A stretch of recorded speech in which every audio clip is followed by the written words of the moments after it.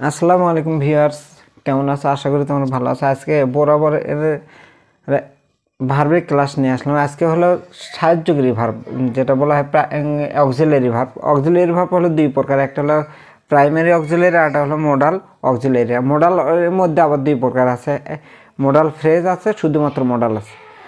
আচ্ছা, এখন আমরা দেখব প্রাইমারি অক্সিলারিগুলো কি কি, এই কয়েকটা দেখব।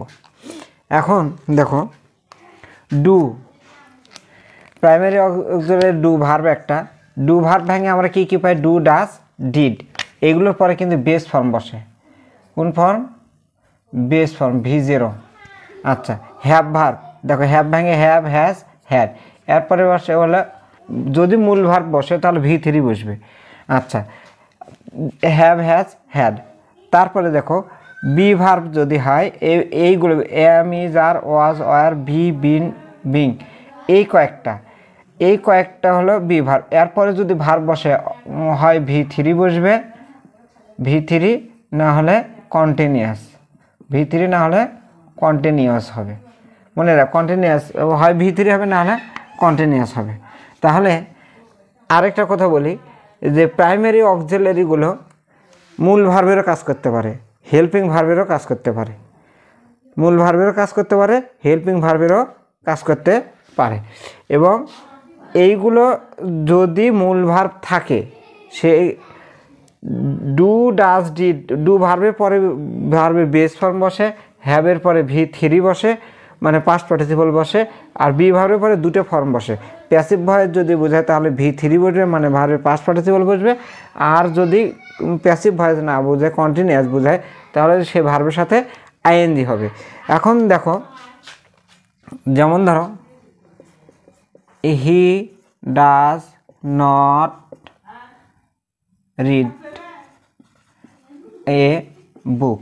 দেখো এখানে, দেখো does not read base form.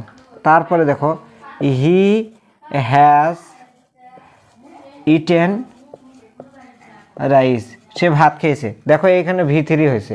এখন বি ভার্ব যেটা, দেখো হি ইজ রিডিং, সে পড়তেছে। হি ইজ রিডিং আ বুক, সে একটা বই পড়তেছে। দেখো আইএনজি।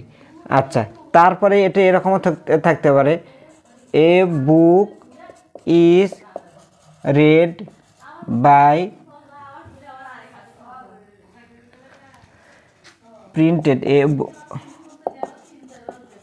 Printed by him. দেখো এখানে বি ভার্ব আছে, ইডি আছে, ভার্বের পাস্ট পার্টিসিপল। এটা হলো পাস্ট পার্টিসিপল ফর্ম, এটা হলো কন্টিনিউয়াস ফর্ম, এটা হলো পাস্ট পার্টিসিপল ফর্ম হ্যাজের পরে, এটা হলো ডু নট, ডাজ নটের পরে বেস ফর্ম, এরকম করে।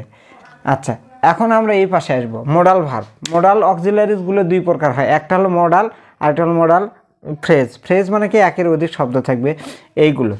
যেমন ধরো,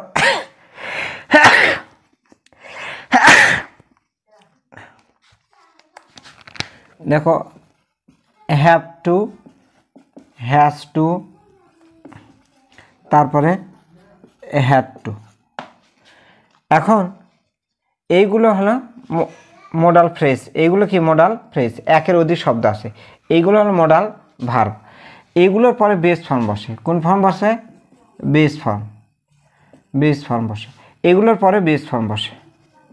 বেস ফর্ম মানে কোনো কিছু যোগ হয় না। আচ্ছা, এখন এইগুলো ইন্টারোগেটিভ বাক্যের ক্ষেত্রে ব্যবহার হয়। এইগুলো কিসের ক্ষেত্রে ব্যবহার হয়? ইন্টারোগেটিভ বাক্যের ক্ষেত্রে ব্যবহার হয়, এসার্টিভ বাক্যের ক্ষেত্রেও ব্যবহার হয়। কিন্তু এইগুলো শুধুমাত্র এসার্টিভ বাক্যের ক্ষেত্রে, এইগুলো কোনোদিন ইন্টারোগেটিভ বাক্যের জন্য ব্যবহার হতে পারে না।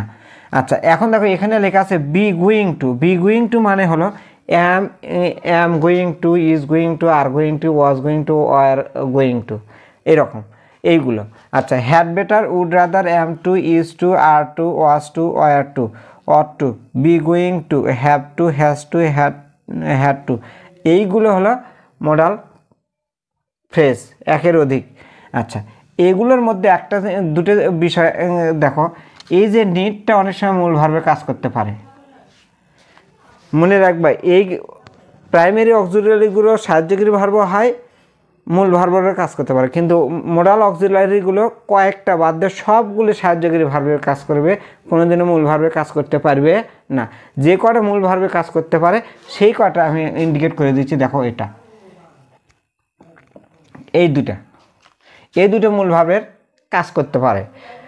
আই নিড হেল্প, তারপরে আইডিয়ার গো দেয়া, আইডিয়ার টু গো দেয়া, আমি সেখানে যাওয়ার সাহস করি, সাহস করার ইংরেজি এটা হয়। এই দুটো মূল ভার্ব কাজ করে। আচ্ছা, এর মধ্যে আমি দেখো রেড পেন দিয়ে আমি তিনটে শব্দ আমি ইন্ডিকেট করতেছি। দেখো মে, এই তিনটে শব্দ আবার নাউন হতে পারে। কি হতে পারে? নাউন হতে পারে। এতদিন খালি ভার্বই শিখে আসছো, কিন্তু এই তিনটে শব্দ নাউন হতে পারে, সেটা আমি উদাহরণ দিয়ে বুঝে দিচ্ছি। দেখো এই মাস্ট মানে অবশ্যই, এই মাস্ট যখন নাউন হবে তখন প্রয়োজনীয় বস্তু। মাইট মানে হতে পারে, এরকম সম্ভাবনা জাতীয়, কিন্তু এই মাইট মানে শক্তি হতে পারে। তারপর দেখো মে মানে হতে পারে এরকম। মে আবার মাসের নাম হলে তখন নাউন হয়। আমি সেটা উদাহরণ দিচ্ছি।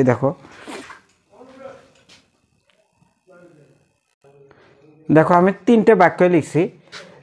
মাইট ইজ রাইট, এটা কিন্তু একটা প্রবাদ বাক্য। এক্ষেত্রে দেখো এটা মোডাল ভার্ব না, এক্ষেত্রে এটা হলো মাইট ইজ রাইট মানে হলো জোর যার মূল্য তার, যার এই প্রবাদ বাক্যের মধ্যে আছে। May is the 5th month in the year, লেখার জায়গা নাই। মে, দেখো এই মেয়েটা বাক্যের শুরুতে আছে এবং এই মেয়েটা হলো মাসের নাম, তার মানে মোডাল ভার্ব মেয়েটা অনেক সময় নাউন হয়। আচ্ছা, তারপরে দেখো মানি ইজ এ মাস্ট। দেখো এই যে মাস্ট, এই মাস্টের আগে কি আছে দেখো তো, আর্টিকেল এ আছে। কি আছে? আর্টিকেল এ আছে। এই মাস্ট মানে হলো প্রয়োজনীয় বস্তু। মানি ইজ এ মাস্ট, কি টাকাটা হয় একটা প্রয়োজনীয় বস্তু। তাহলে আমরা মোডাল ভার্বগুলো দুটো মোডাল ভার্ব মূল ভার্বে কাজ করে, সেটা হলো নিড আর ডিয়ার। আর তিনটে মোডাল ভার্ব নাউনের কাজ করে, সেই নাউনগুলো আমি উদাহরণ দিয়ে দিলাম। এরকম করে মোডাল ভার্বের মধ্যে যে এত কিছু লুকে থাকে, এটা আমরা কোনোদিন খেয়াল করি নাই। আশা করছি তোমাদের ক্লাসটা ভালো লাগলো।